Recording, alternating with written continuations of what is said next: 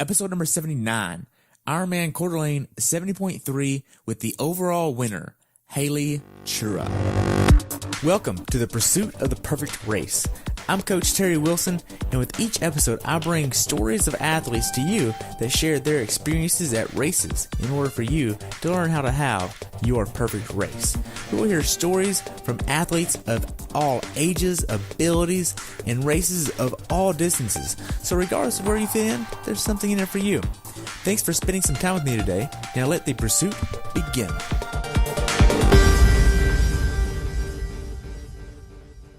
Hello everyone, and welcome back to the pursuit of the perfect race. Today I have the pleasure of talking with my friend Haley Chura about her recent race at Ironman Coeur d'Alene 70.3, where she won the women's pro race with an amazing time of 4 hours, 21 minutes, and 42 seconds. This race took place on June 24th, 2018.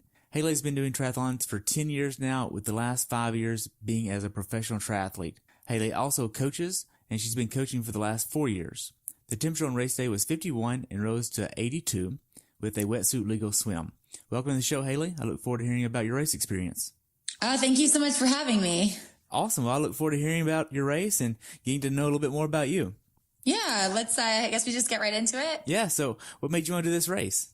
So I live in Bozeman, Montana, and it's about a 6-hour drive to Coeur d'Alene. So it's kind of a hometown race. We don't really have another event super close to Bozeman. So it was a good opportunity for me to do a pretty big race and kind of still feel like I was on home soil. Nice. So how was your training going into this race? My training's been really, really good this year. I came off of 2017, which was probably one of my best years ever in the sport. I had, more podiums than I'd ever had. I won actually 2 events, the 70.3 in Buenos Aires and then a 70.3 in Coeur d'Alene, actually. And then I was top 10 at the 70.3 World Championships. So I was coming off of a really good year and my training was super good, but I haven't really pulled it together, or I hadn't previously pulled it together in a race yet. I've done a couple races this year. I did the 70.3 in Galveston and IRONMAN Brazil. And both of those races, I just didn't feel like reflected my training. They weren't terrible races. I was 6th in Galveston and 4th in Brazil, but I just wasn't seeing the great results I'd had in training kind of show up in a race.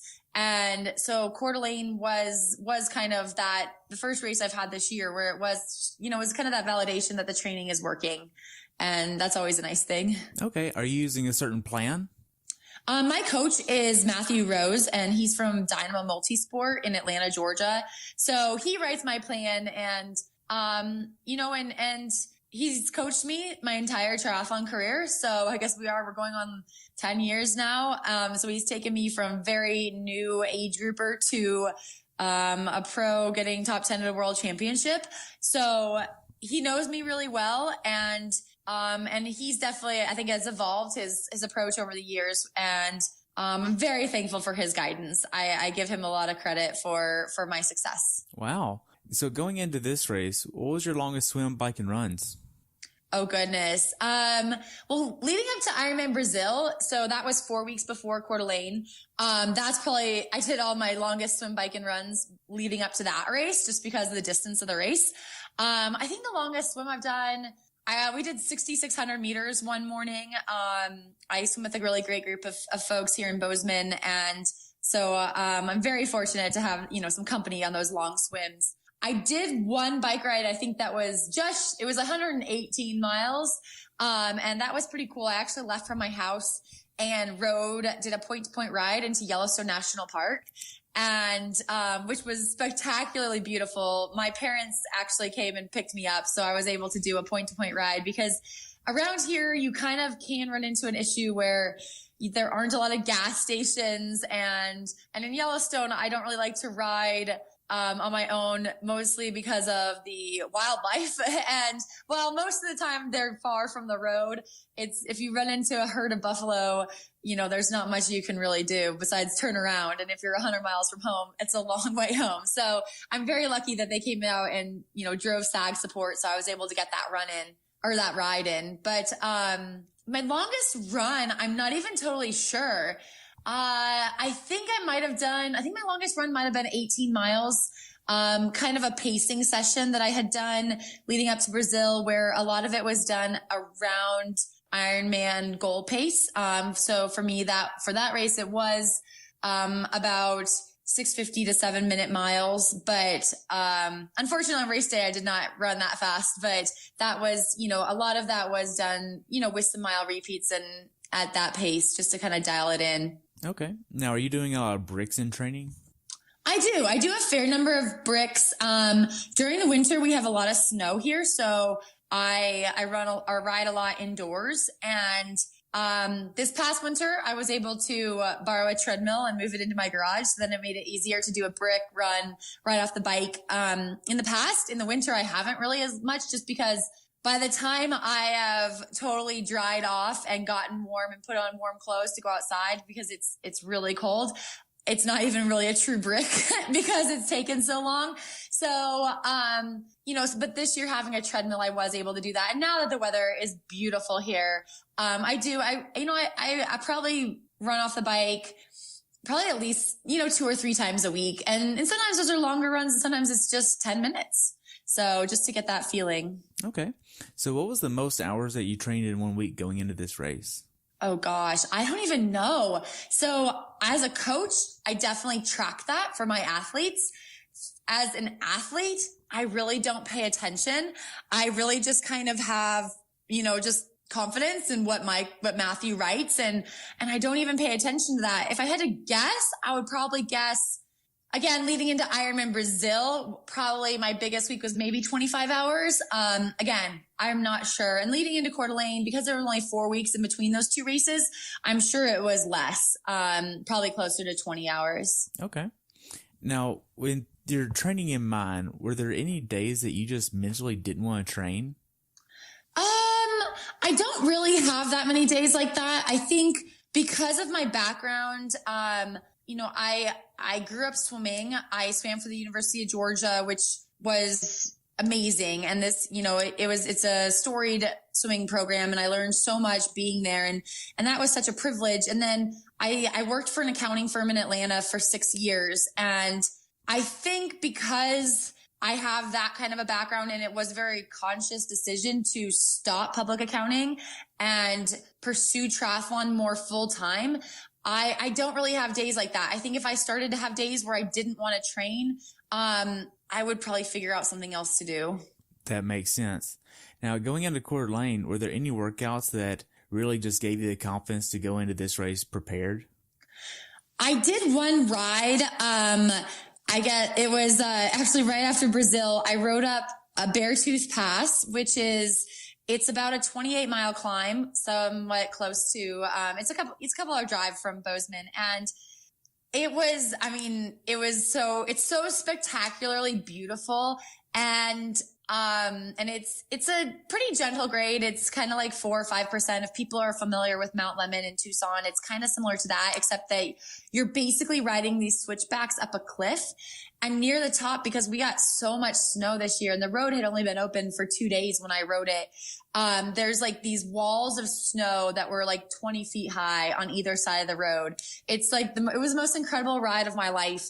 And I felt really good on that ride. And it kind of taught me that I had come out of Brazil okay, that I was healthy, and just that I was able to put in that kind of effort. I didn't ride it super hard, but just anytime you're riding uphill for close to 2.5 hours, you know that you have to be in decent shape to do that. And I think that kind of gave me some confidence that I was recovered from Brazil and I was ready to go into Coeur d'Alene and just give it my all. Wow. Now, when you're not training or racing or traveling to races, what are you doing? Well, I'm very much a homebody. So I love where I live in Bozeman. Bozeman is a really cool town. It's, a college town, and I can walk to a lot of places. I can ride a bike to a lot of places. I don't have to drive very much. So I really love being home. During this time of year, I plant a bunch of flowers. So I like watering the flowers and, hanging out with my friends. Most of my friends are triathletes or, athletes of some kind. And that's pretty cool because Bozeman is a very active community. So we're able to do some fun things during the summer. There's so many great things going on here. We have farmers markets, we have these like music on Main where they close down Main Street and they have music. There's just some really, really cool events that happen here in the summer. And then, just backyard barbecues, which are really fun. So there's not many things that are better than, going for a long ride with some friends and then coming back and having, a little barbecue and enjoying that social recovery. Right. So how big of an issue was balancing the life, work, training, coaching aspect of your life? It is a little bit of a balance. I mean, I don't think you can compare it to people who are married with 3 kids and working a full-time job, that kind of balance, and also doing triathlon, because I respect those people so much. And so my life the focus is triathlon right now. I know that won't always be this way. My athletes the coaching aspect is almost a blessing. I mean, it is a blessing. It isn't almost a blessing. It is a blessing for me because I need coworkers. I'm a fairly social person. And when I did quit my accounting job, that was one of the biggest things I learned was that I got a lot of my social life from work, and all of a sudden I was home and training by myself and totally on this different schedule than compared to all my friends. And that was really hard. So I'm very thankful for my athletes. Like, I guess technically I'm supposed to help them, but they help me in a lot of ways too. And they keep me engaged in the sport and thinking about things. And I coach a really great group and a wide variety of ages and abilities and goals. So I'm really thankful for that because I think it keeps me, sharp and thinking about, sport, but also about people and talking to people and emailing. And so that's, I think that's a very healthy thing to balance.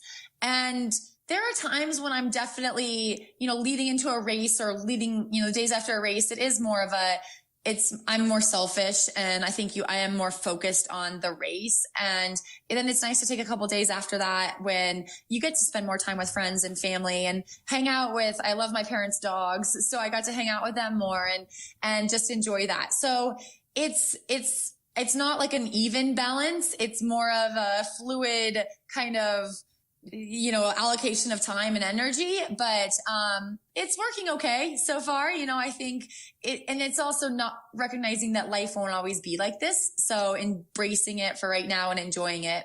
Wow. That makes complete sense. Now, with your training going into this race, how was your taper? It was really good. I mean, it's always hard when you're racing kind of 2 races somewhat close together, especially coming off of an Ironman, because you got to make sure you're healthy and you're not injured, because Ironman is such a big ask of your body.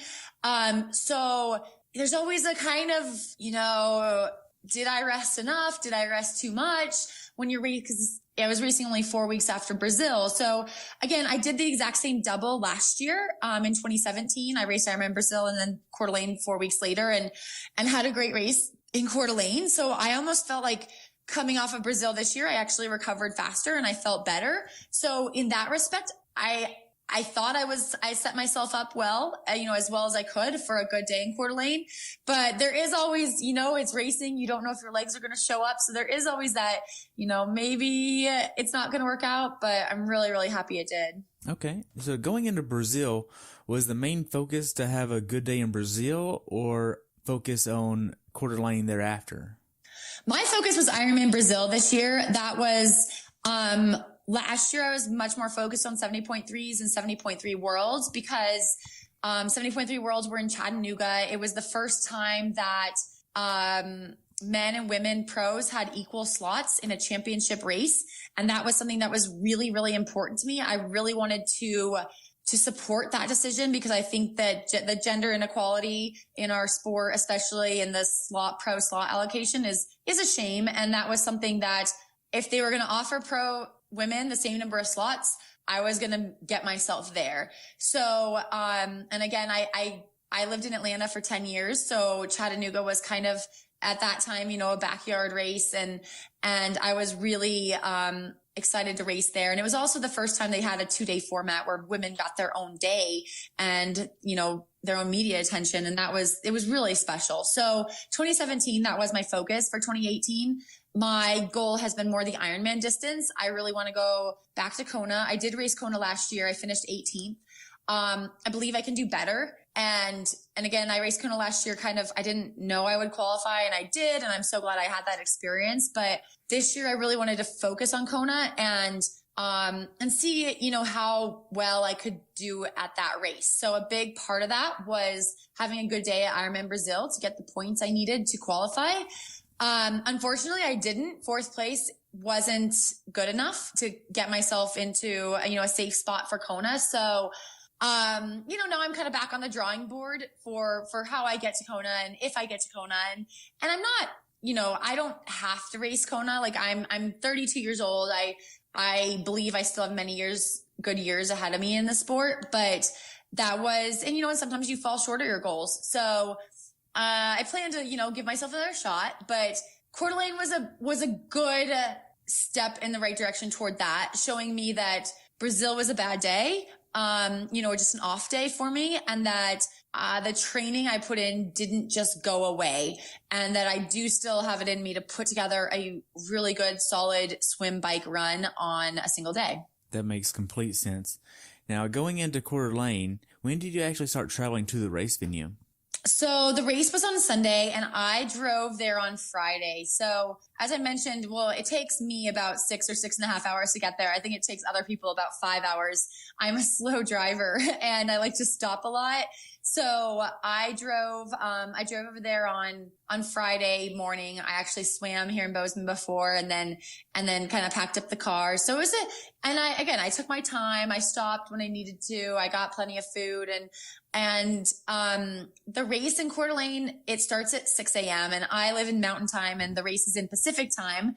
So I kind of wanted to take advantage of not being on Pacific Time, because when you're starting a race at 6 a.m., that is a very early wake up. I like to eat breakfast, like 3 hours before the race starts. So that's, you do the math on that and you're like, it's a 3 a.m. breakfast. So that was part of the reason why I didn't go too early. And then it's also cost savings. I stayed in a hotel, so you're trying to minimize expenses. So fewer nights in a hotel is kind of a perk of living close to the race venue. Okay. Now, whenever you got to the venue, did you make sure that you hit the Ironman Village at a certain time? Or I know you had to go to a pro meeting, obviously, but did you make sure that you went at a certain time or anything? So on Saturday, the pro meeting was at noon. And then I was also, since I was the defending champion, I was invited to be on the pro panel, which was at 1 p.m.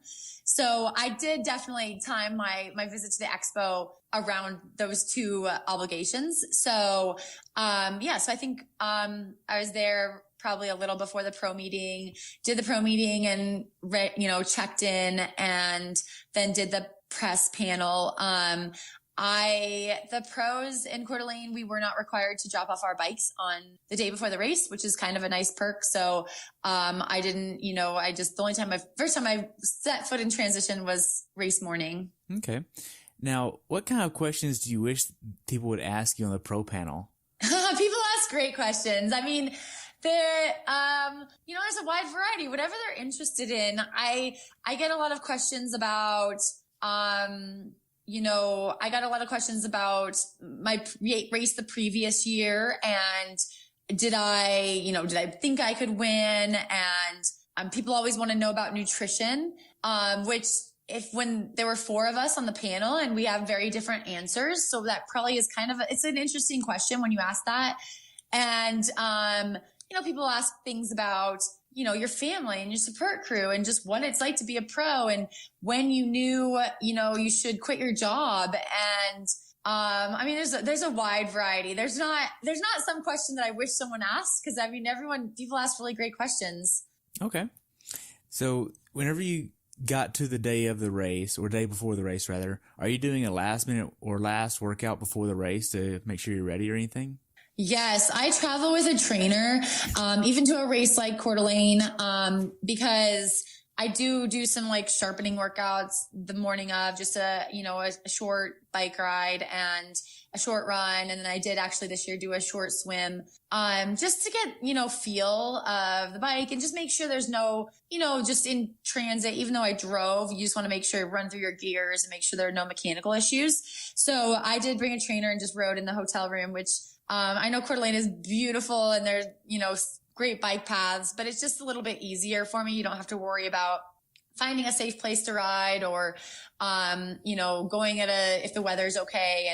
And that's something I've kind of developed over the years after, traveling internationally where you can't ride outside before the race. So, it's just, it's a little bit easier for me. I also do a lot of training indoors, so I'm pretty comfortable in the trainer. So yes, I did about a 45-minute ride and then a, 10-minute run and a 10-minute swim. Okay. Now, are you trying to get a certain meal the night before the race? Yeah. And with a race like Coeur d'Alene, again, where it starts so early, I did try to eat dinner pretty early. I mean, the day before the race is kind of all about eating. I think I had 2 breakfasts, like a snack and then a kind of a lunch dinner combination. So I went with pasta, which, just to get, as many carbs as possible. It's, it sits well in my stomach and just make sure all my glycogen stores are very, full. And that also I ate pretty early so that I would hopefully be hungry enough to eat breakfast at 3 a.m. the next day. Okay. Did you go to bed at a certain time? I don't know exactly what time I went to bed, but I know I was, chilled out in the room pretty early, feet up and just doing some easy reading or something like that, before, for a while, once I got my stuff ready and just because I did want to, again, my alarm was set really early. So, I wanted to just, even though the sleep the night before, it isn't the most important, I think 2 nights before is actually more important and no one really sleeps super well the night before a race. I thought it was, it's still important to be resting. So even if you can't fall asleep, I think it's, there's value in just having your feet up and kind of resting. That makes sense. Now, did you have Sherpas this race? This race, so I traveled by myself, because Bozeman is fairly close to Coeur d'Alene. I had a lot of friends from Bozeman who were also racing. So, a couple of them are actually my athletes. So I was able to hang out with them before and after the race, which made it really special. And I had 3 athletes in the race and they had fantastic days. And then several more, friends from Bozeman who were out there cheering, if they had Sherpas, their Sherpas were cheering for me, which was really nice. And then the nice thing about going to a triathlon by yourself is that you're really not by yourself. I found this even when I've traveled to races in foreign countries by myself, you end up surrounded by people who are really a lot like you. And even if you you might speak a different language, you're out there for the same reason, to get the best out of yourself on the day. You're an endurance athlete. So I don't really think there's not really a way to go to a race truly alone, which is a wonderful thing. Wow. Now, you wake up on race morning. What's your race day morning ritual like? I get up really early. I like to take a shower in the morning just to get myself awake and get warm and then, eat. I usually eat oatmeal because it sits well. I did also have part of a cookie just to get a little more calories and because it tasted good. And some coffee and some water.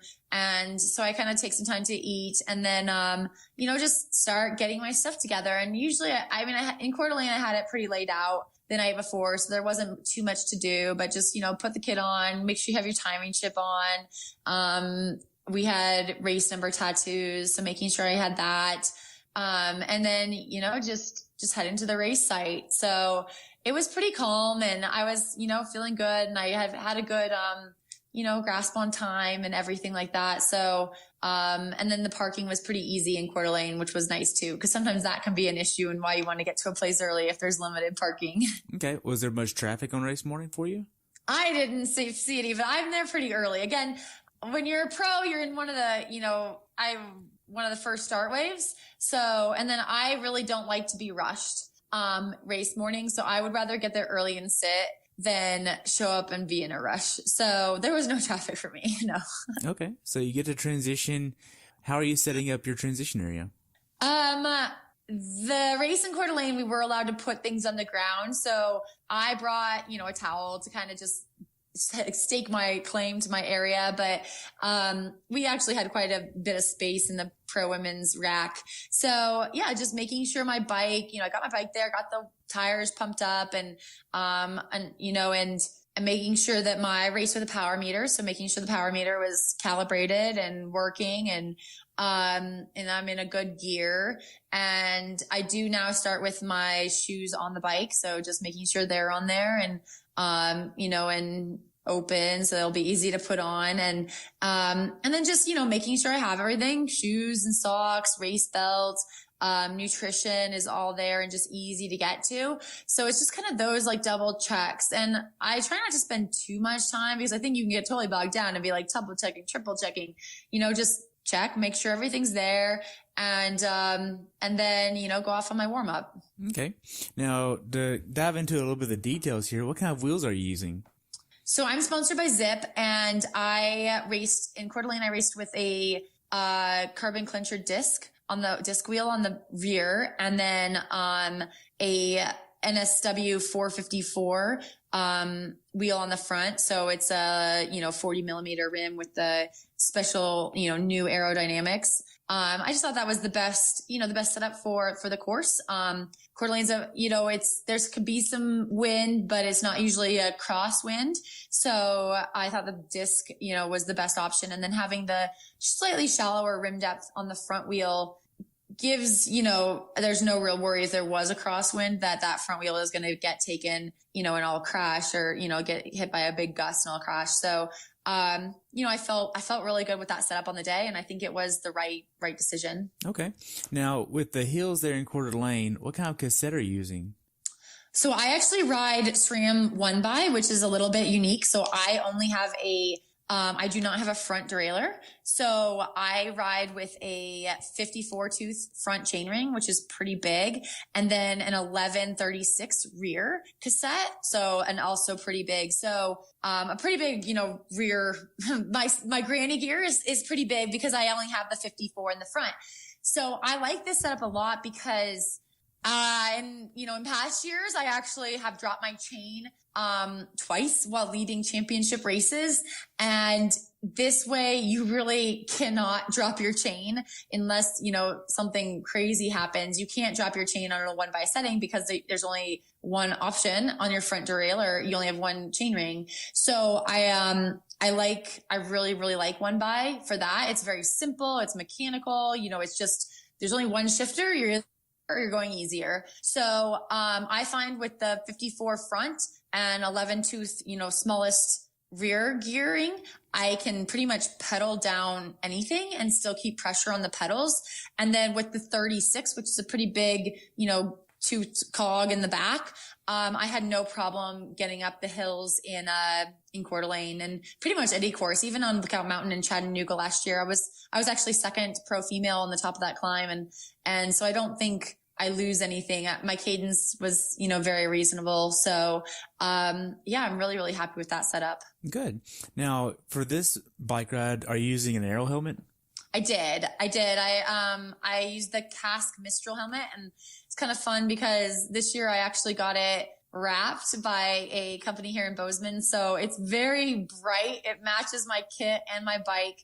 I ride a Quintana Roo PR6 and, this year QR did a really nice paint job on there with it's green and yellow. So I do wear a lot of green and yellow. My kit, my helmet, and my bike are all green and yellow. And my kit and the helmet have a little bit of pink on it. But I do that because I race for, my, Dynamo Multisport, the team in Atlanta that I started, my triathlon career with. They, I really credit that team and it's a storied swim program in Atlanta. And when I was starting triathlon in around 2008, they started a multi-sport arm. So I really love wearing green and yellow kind of in honor of Dynamo Multisport. So, and I've kind of gotten known for that now for always wearing green and yellow. So it's a very vibrant kit. Smash Fest Queen makes my kit. Hillary Michelle do an incredible job every year of coming up with a new green and yellow design. They aren't, it's not always the easiest colors to work with, but they do an amazing job. And so between my helmet, my bike, and my kit this year, I think I got more cheers than ever before, and I felt more visible than ever before. So that is a lot of fun. Wow.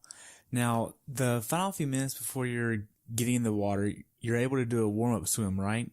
Yes. In Coeur d'Alene, they do allow you to get in and do a warm-up swim. Okay, so what did you do in your warm-up swim? Were you just trying to get a feel for the water, or are you doing some hard surges? What does that look like? I mostly swim easy, because, I want, especially in a wetsuit swim, I think it's good to get in the water. And the water temperature in Coeur d'Alene was, I think, around 63 degrees, so fairly cold. I really like colder water, but I think when you're wearing a wetsuit in actual cold water and you need the wetsuit for actual warmth, it's good to get some water in your wetsuit just so that you start warming up that layer of water that's in between the wetsuit and your skin, and you stay warmer. So I think it's good to get in the water, and warm up a little bit. I just, swam easy, made sure everything felt good. I might have thrown in like maybe 3 or 4 fast strokes, but not a lot of like big surges, just because I think in a race as long as a half Ironman, you want to save all your energy for the race. Okay. Now, for this course, did you use tinted goggles or clear goggles?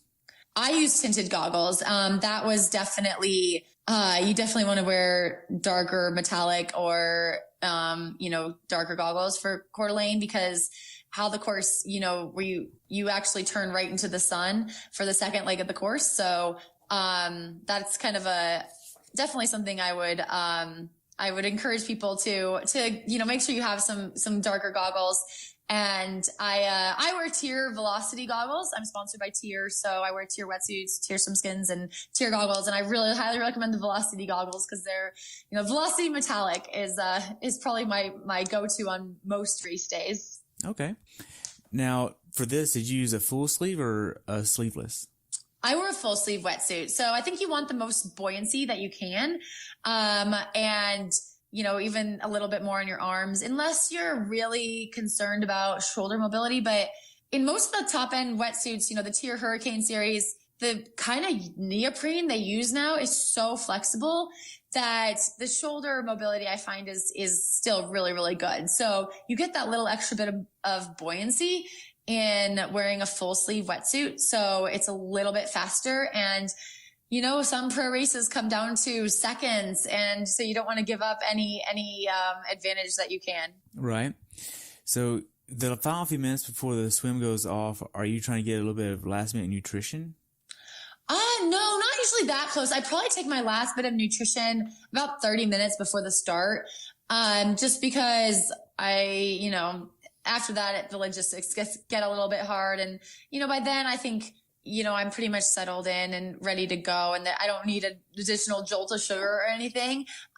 So I'm mostly just focused on staying calm, and I like to be, thankful that I'm on a start line, that I'm healthy, that I'm ready, to see what the day brings. Okay. So the men go off, and then you're sitting there standing there with the other women there. Are you joking around with the other women, or is it how's the tension there? We might have joked a little bit this year, because I think the pro men, there was a group that swam really far left of the buoys, and I think we were maybe joking about where are they going, because they were so clearly off course, and then we were watching the kayaks try to wrangle them back in. So that would have been the joke. The joke is the pro men. I think it just happens sometimes in the anyone knows that in the craziness of a start like that you can end up going a little off course, and that's why sighting is important even in the beginning. So that would probably be the only thing we joked about. I mean, it's mostly focus. I think people are mostly focused, just making sure that their goggles are on, their caps are good, and just focused on waiting for that horn or cannon to sound. Okay, so how many of the other pro women do you know? Oh, goodness. Well, I host a podcast as well called the IRONMAN Podcast, and we actually try to bring more media attention to professional female triathletes and and just female athletes in general. So I feel like I know most other of the other pro women through that. And then just through being a pro for 5 years, I've raced most everyone. Of course, there are always some rookie pros that I might not know as well. And then, you know, in foreign countries, there might be pros I don't get to race against as much, but in general, there aren't that many female professional triathletes in the world. So I know of pretty much all of them, whether I'm on a first name basis, able to call them up. Not everyone, but a lot of them I definitely know, just, you know, one way or another. Okay. So the cannon goes off for the women pro. Walk me through the swim course for you. So again, the water was fairly cold and I really like that, because it feels really clean, and Coeur d'Alene is such a beautiful lake.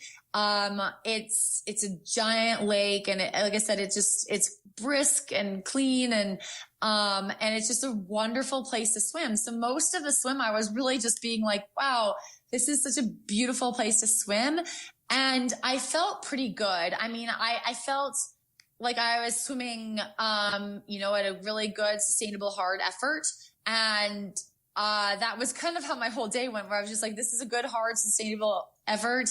I wasn't, you know, it's always like, okay, can I sustain this? You never really know until you try. So I was definitely going hard. I knew who was in the race. I mean, we had Jenna Nett, who's the world record holder in the Ironman distance bike leg, and other really strong bike runners, you know, and even some strong swimmers. And I knew that my chance to have, you know, my best placing was going to come with a gap on the swim. So I did keep that in mind, and I really never let myself, you know, let up.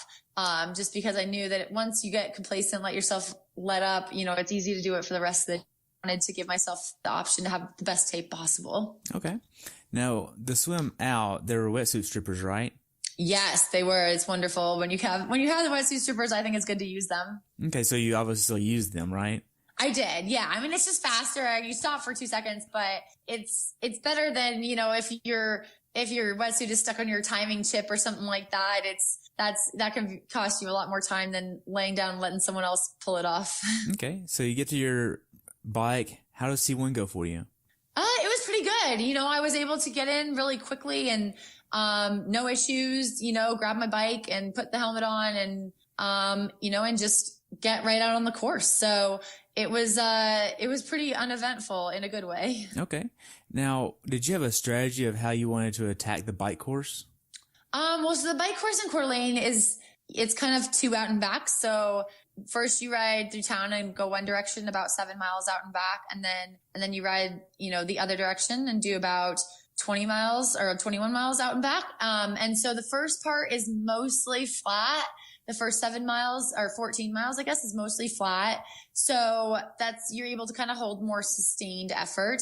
And then you go back through town and then you go into, the hillier part of the course. And so I'm a pretty strong climber on the bike. I think, I lived in Georgia for a long time. I spent a lot of time riding in the North Georgia mountains. And so I'm pretty good at riding long sustained climbs. It's also what I do around Bozeman, because most of the, you know, if you're going uphill here, you could be going uphill for several hours. So, I do see that as a strength. And so I did kind of try to go a little harder on the hills and just really, again, I knew the women behind me were really strong cyclists. So I was trying to kind of have the best day I could for me, knowing I can't control what they're doing. But if I could hold on to my lead, you know, I gave myself a shot at a good overall day. Okay. So you were already in the lead on the bike?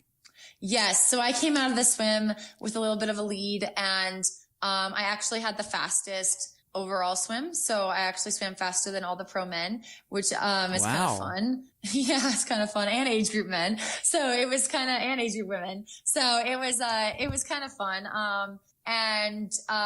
We started behind the pro men, so I wasn't leading the entire race, but I was actually, you know, kind of ahead of quite a few pro men. So that was kind of fun in the beginning. And then, you know, at the first turnaround, you can cut your 7 miles out and you can kind of see what your gap is, but it's still pretty early in the race. And the second turnaround is at about at mile 35. So that gives you another idea of what the gap is. And it never looks big enough. When you're leading, the gap is never like big enough. And there was never a time when I was like, oh, I got this. But I was very happy. I mean, anytime you're riding ahead of Jen and Annette, you're doing pretty good. So, that was, you kind of, like I said, you can't control what other people do, but you can kind of use them to pressure you into getting the best out of yourself. Okay. With the bike ride, were you trying to hit a certain power or cadence number? Yes, I do ride with a power meter. I ride with a Cour power meter. And yeah, I do definitely have power goals. I also typically use heart rate as well as another metric, just because in case one isn't working, I think it's a good idea. And then I go off of perceived exertion as well. So it's kind of a mixture of all three of those. Like, I think it's important to use your brain as well. So I use the numbers and I also use my brain. And so through a mixture of that, there are certain targets based on training and previous races that I believe I can hold. And, but then, it's like at certain times, it's like you can, if your power starts dropping, maybe you need to eat something. And so there's always those kind of things, like, during the whole race, people say, in half Ironman, like, what do you do for all those hours? And it goes by really fast, actually. Right. You mentioned eating something. So what was your nutrition plan?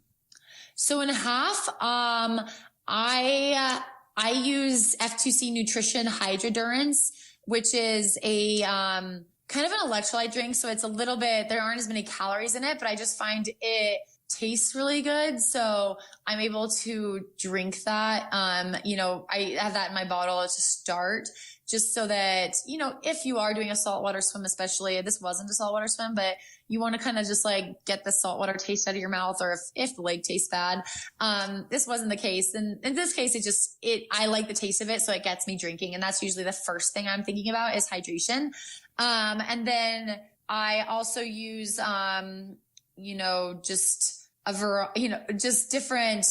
different ways of getting sugar in myself. Some shot blocks, and I try to, time it so that I'm, taking about,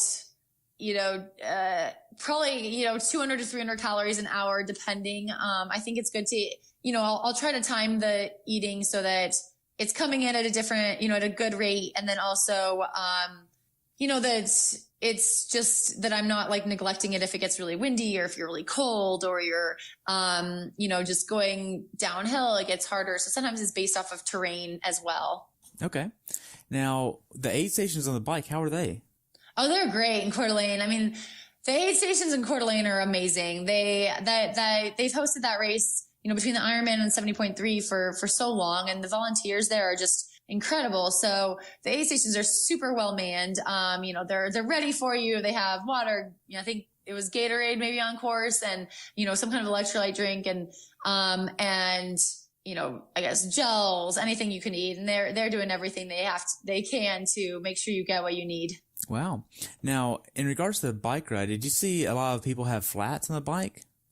I didn't. I'm pretty focused on my own race, but the roads were pretty clean as far as I could tell. I know they mentioned in the pro meeting that they had been out there like sweeping them and trying to make sure there wasn't any debris on the race course. And so I think that they take that into consideration and try to minimize the risk of flats. Okay. As far as the bike ride goes, is there anything that you would tell someone to be aware of that hasn't done this bike course before? I guess there is some climbing and some descending. So you want to be somewhat comfortable with the climbs and the descents. Again, we talked about gearing earlier, making sure your rear cassette and your gearing are appropriate for the course so that you are able to, to climb some of the climbs. I think, Micah grade, it comes around maybe mile 18 to 20 is a pretty big climb. And so you just want to be ready for that. And again, like anything you go up, you get to come down. So that's a nice thing. But, just being ready for, it's not a pancake flat course. It has some climbs. It can be windy. It's not known for being a super fast course. So that might be, if you're going to be out there longer, you might want to adjust your nutrition plan and take in a few more calories if you can as well. Okay. Now, looking back on it, how well did you execute your bike strategy? I think I executed it very well. I came off the bike in first, which Last year I wasn't. Last year Jen Annette caught me. So I was actually really pleased to come off the bike, still with the lead. So I was super happy with my bike ride. Okay. Now, if you could, dang it, it happened. I messed up. No worries. It's a real conversation. We're all good. I know. I try though. I have yet to go through all the way without messing up once. So it happens. So the last mile or two on the bike ride, are you trying to do any type of preparation to help you start running faster off the bike? Yeah. I mean, you definitely start changing your mindset a little to knowing it's going to be on the bike. I might switch up my cadence and just kind of wake my legs up a little bit. The very end, I do like to take, my feet out of my shoes because there is a little bit of a run from the dismount line to transition in Coeur d'Alene. So it's a little bit easier to run barefoot, I think. I mean, if it was a really hot day, you are on pavement, so it might be better to leave your shoes on. So I wouldn't say so. I'd say if you've practiced, it's good to do that. But if you haven't practiced, there's no shame in running in your shoes. Just be careful you don't slip. Okay. Now, you get to T2. How does T2 go for you? It was good. I mean, I try to be as efficient as possible in transition. So not necessarily as fast as possible, just trying to move with efficiency. Cause in T2, you're racking your bike, you're taking your helmet off, you're putting on running shoes and making sure you have a race visor. I carry some nutrition with me. So making sure I don't forget any of those. I think it's better to lose 15 seconds in a race as long as a half Ironman. It's better to lose 15 to 30 seconds and make sure you have everything than have to run back. So, I was pretty efficient and I was happy with how I got in and out of transition. Okay. So you're out on the run now. How do the first few miles go? The first few miles are always a little rough. I think because you're going from being on a bike and then all of a sudden you're running and it never really feels good. But in Coeur d'Alene, there were so many people cheering and, one of my athletes, she wasn't racing, but she was actually there cheering for her husband. And, she and her kids were out you run through this park and they were out in the park and they had signs made for me that said, "Go Haley." So I think that was the first time I've ever had anyone make signs for me. So it was, that was really cool. It kind of, even though I was like, oh man, I don't feel that good. I was like, hey, this is cool. They're out here cheering. Maybe things will come around. And then they do. Usually by the end of the first mile, I'm like, okay, I'm back in a steady groove. And I'm like, let's do this. Okay. Now, for the run, did you have a nutrition plan where you wanted to hit a certain number of calories per hour, or were you just going off of feel? What did that look like? So I try to get some kind of calories in every mile. I kind of mentioned earlier when I was in training, sometimes I will run mile repeats at pace and actually set up an aid station and practice kind of that pattern, just so that my body is very used to it. So, and it varies whether I'm going to do, I carry, a gel flask. And so I have that on me, or if I, want Coke or Gatorade, I think they also had Red Bull on the course. So I try to get in some kind of calories at every aid station. But it varies. So, and, I listen to how I feel, and then a lot of hydration. Cause as you mentioned, it started, the race day started in the 50s, but then it got up into the 80s by the time we were in the run, which is pretty warm. And so, the hydration is important. And then, heat management. So sometimes throwing a little bit of water on your head and just making sure that you're, using the aid stations as you should. Okay. Now, how do you know how hard to push during the run? Because are you going off of, well, I have to keep this pace, or I need to hold this effort, or, I can kind of relax because they're so far behind me right now? How do you know how hard to push? Well, I do use a Polar watch that has, pace and heart rate on it showing. So I keep a track of those metrics. And then again, perceived exertion. Pace varies based off of course. I have raced in Coeur d'Alene twice before, so I kind of had an idea of how I could run there and the kind of pace that I can run there. And from training, I know from my training, what paces I can run at certain heart rates and what I can sustain. So kind of going off of all of the above, I didn't know what the gap was to the women behind me until the first turnaround is around like mile 3. That was the first time I kind of could see. And again, it's really hard to judge a gap and how people are looking and how fast they're moving, just by like one quick second. So I tried to think about, okay, they are there, and to keep pressing, because ultimately I wanted to have the best day for me. And whatever place that ended up being, was kind of, I mean, yes, it's important because I do race as a pro and you want to place as high as you can, but ultimately I wanted to have the best day for me. So I use them as pressure in a good way, where I was like, keep pressing, because there are women chasing and they look really good. Okay. So how was the support on the course? Oh, it's awesome. Like I mentioned, the aid stations in Coeur d'Alene are awesome. The volunteers are so great. There were a lot of people cheering, which was awesome. I've never had so many cheers.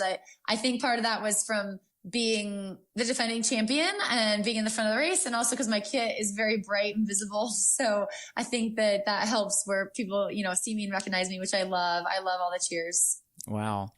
So mentally, how hard was this run for you? Oh, it's always hard. I mean, there's no easy way to do a half Ironman. So it's always going to be hard. It was, it's a good kind of hard. A couple of years ago, I was really hurt, and I wasn't able to run.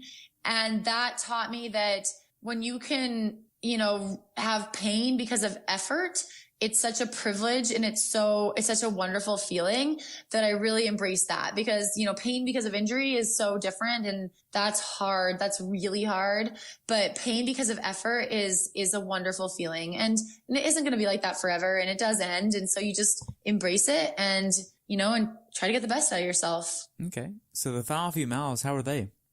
They were good. They were really good. I mean, I knew at that point that I was probably going to hold on for the win, barring, crazy circumstances, which can happen. You've seen it happen in races. You never know it's never over until you cross the finish line. But, I knew day I could be proud of. And so I was kind of soaking that in. I mean, they're hard. Those final miles are always hard. And, the temperature had gone up, and the course is more crowded at that time. But that's also a wonderful thing. And it was, it was really special. And I tried to enjoy that. Like when you make that left-hand turn on Sherman and I could see the finish line, I could see the chute. I did, try to slap a few hands, high fives, and just really enjoy that moment, because you don't know how many moments like that you're going to have in life. And so I think you really have to savor them when they happen. Wow. So the finish chute, how was that? Oh, it was incredible. Like I said, they were slapping hands, and, it's really emotional because it's been a long day. It's been a hard journey, and you're like, I'm going to stop. And I was so proud to raise that tape and smile for the cameras. And, it was really special. Wow. So after you crossed the finish line, what'd you do next? Well, we waited for the second place and third place women, which was second was Sarah Piampiano and third was Lindsay Corbin, to finish so I could congratulate them. And then, we took some pictures and actually did a little, it's a champagne, fight. Although we actually used apple cider in Coeur d'Alene because I don't think you're allowed to have alcohol in the streets. So it still works just as well. It's just, it's real sticky. So that was really fun. And, I chatted with a lot of people. So, the men's winner, Matt Hansen, he also repeated as the champion, and he's a really nice guy. And, and we have the, bike sponsor in common. So it was good to catch up with him and, kind of gave Andrew Starkowitz a little bit of a rib, since, my swim split was faster than his. And, since he was the first pro male out of the water. So, and then I waited, like I said, I had a lot of friends and athletes racing.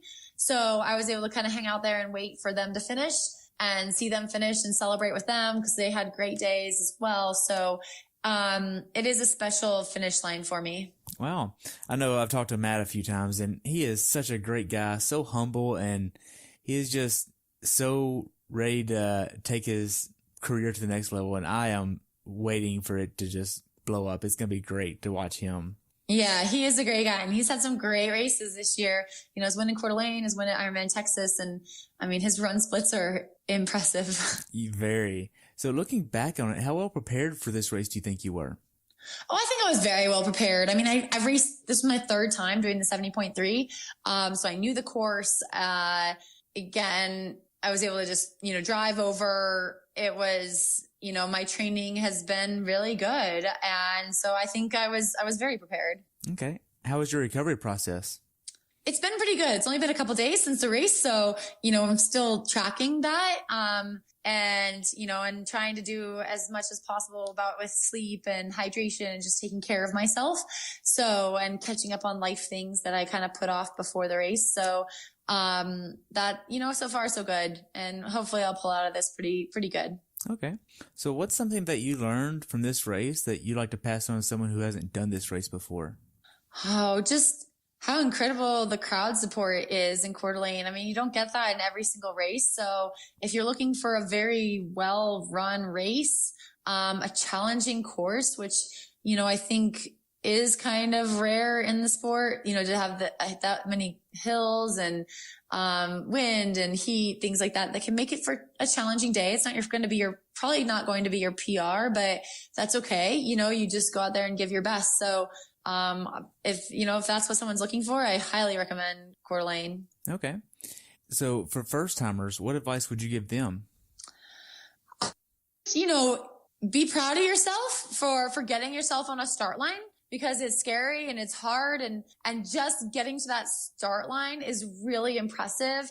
And you should definitely, be proud of that, because I think, not everyone has the courage to do that. So I think that's kind of my biggest piece of advice for any first timer. And then, enjoy the day. You only get a first time once. So enjoy the day and, take time to be thankful that you're out there and that people are supporting you and that you're healthy and fit enough to do the event. Okay. How could Ironman have made your race better as an athlete? Oh goodness. I mean, Ironman did a good job in this race, and they, it's well run. It's well supported. The pro meeting went well. They acknowledged that there actually were the same number of pro men and pro women on the start list, and which is, something we've been working toward over the last couple of years. And so they acknowledged that. And, I don't really have many complaints. It was a really, really well run event and a great day. Wow. That's great. Now, we covered a lot. Do you have anything else you'd like to add about the race? I know. I think we've covered most everything. I don't think we've left anything out. I mean, the town of Coeur d'Alene is a great place to have a race as well. I mean, like I mentioned before, the race is beautiful. There's a lot of really cool restaurants and bakeries and, and fun places to hang out before and after the race, which I think is also important, especially the post-race celebrations. It's nice if you can go get a burger or something and celebrate. And Coeur d'Alene definitely delivers on that. Wow. Well, I have a few more questions for you that aren't really about this race, but what's on your bucket list as far as races go?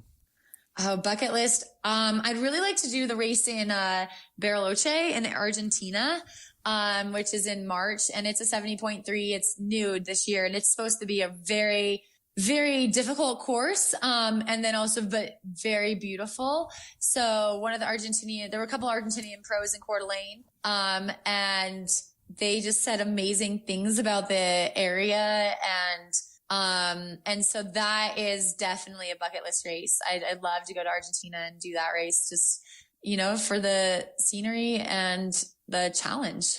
Wow. What else would you like to do? I haven't really raced much in Europe. So I think, eventually I would love to do a race or two in Europe.